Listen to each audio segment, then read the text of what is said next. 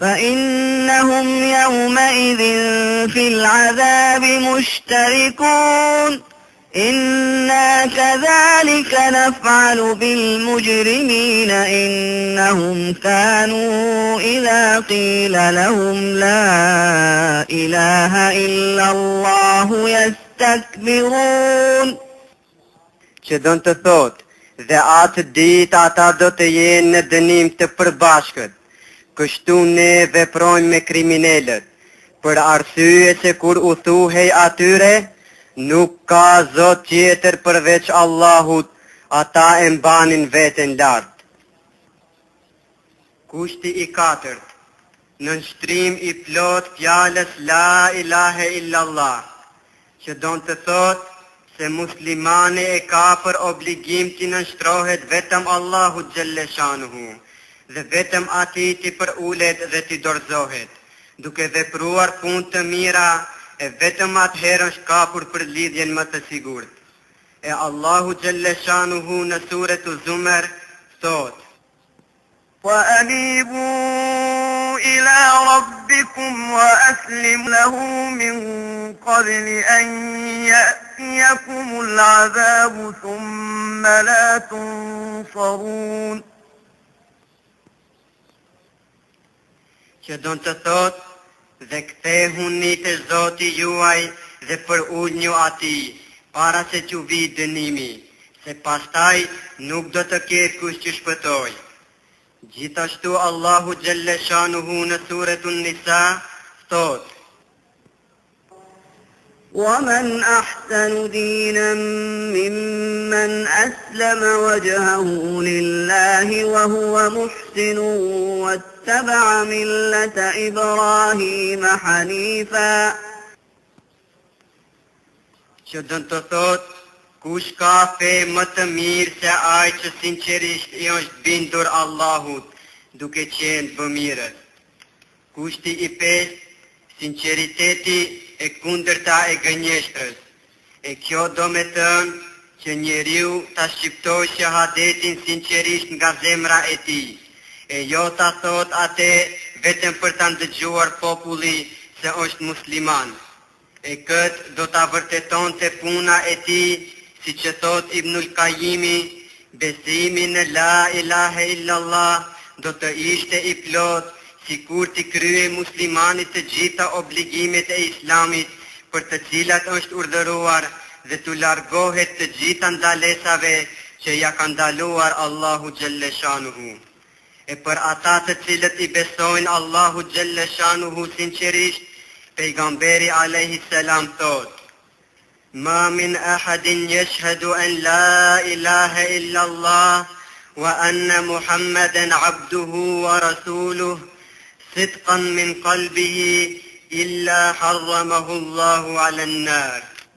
Që do të thot, kush dëshmon sinqerisht nga zemra e tij se nuk ka zot përveç Allahut dhe se Muhammedi alayhi salam është robi dhe I dërguari I tij, ja bën haram Allahu xhalleshanuhu atij zjarrin. Por ata të cilët mundohen ta mashtrojnë vetveten dhe e shqiptojnë shahadetin vetëm me gjuhë dhe pastaj e ndjekin shejtanin dhe nuk I kryen obligimet, veç ka rret puna e tyre, fjalët e tyre. Kurse Allahu xhalleshanuhu për të tillët në suretul Ankebut thot: Alif Lam Mim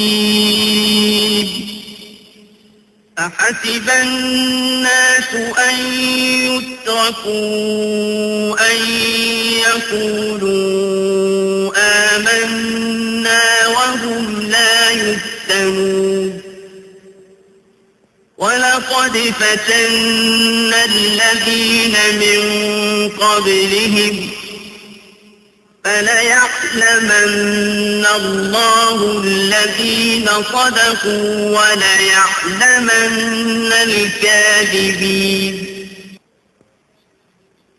Që do të thot, Alif Lam Mim, a menduan njerëzit të thonë, ne kemi besuar, e të mos vihen në sprovë. Ne I sprovuam ata që ishin para tyre. ashtu që Allahu gjithçysh do t'i dalloj ata që e thanë të vërtetën, do t'i dalloj dhe gënjeshtarët. Kushti i 6, qëllimi i pastër. Kjo do me thënë, muslimani duhet t'i besoj vetëm Allahu Gjelleshanuhu, pa mos i shoqëruar ati shok, dhe të largohet prej çdo adhurimi të kot, ashtu si që u largua Ibrahimi a.s.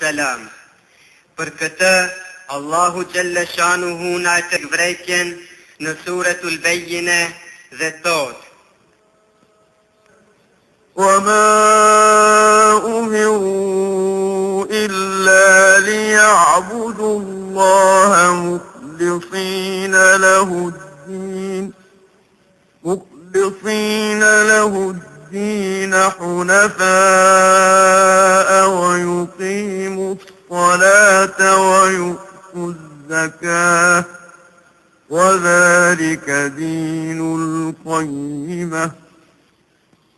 Që donë të thot, e duke qenë se ata nuk ishin të urdhëruar me tjetër, pos që ta adhuronin Allahun me një adhurim të sinqert ndaj tij, që të largohen prej çdo besimi të kot, ta falin namazin, të japin zekatin, dhe ajo është feja e drejtë.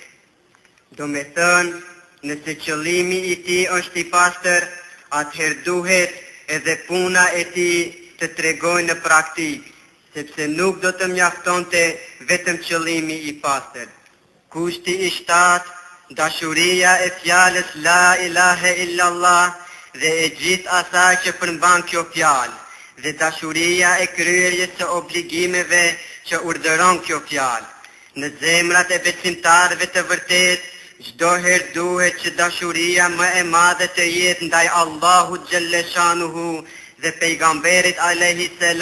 se çdo gjë tjetër. Besimtari duhet ta doj Allahun Gjelleshanuhu dhe pejgamberin a.s. më tepër se prindrit e tij, më tepër se fëmijët e tij dhe më tepër se shpirtin e vet.